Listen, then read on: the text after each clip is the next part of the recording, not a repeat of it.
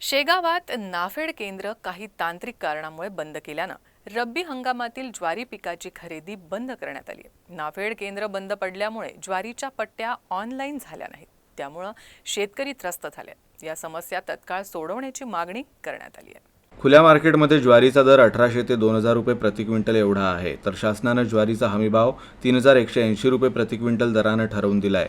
त्यामुळे खुल्या मार्केटमध्ये जर शेतकऱ्यांना ज्वारी दिली तर शेतकऱ्याला 1000 ते 1100 रुपयांचा फटका बसतो।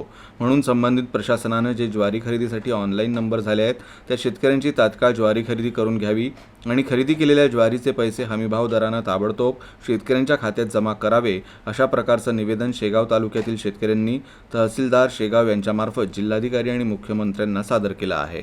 लॉट एंट्रीची जी साईट बंद पडलेली आहे ते लवकरात लवकर सुरू करावी व जे शेगाव सेंटर समजा खरेदी आहे ते खरेदी पण लवकर सुरू करून राहिलेले चुकारे आम्हाला तत्काळ देण्यात यावे।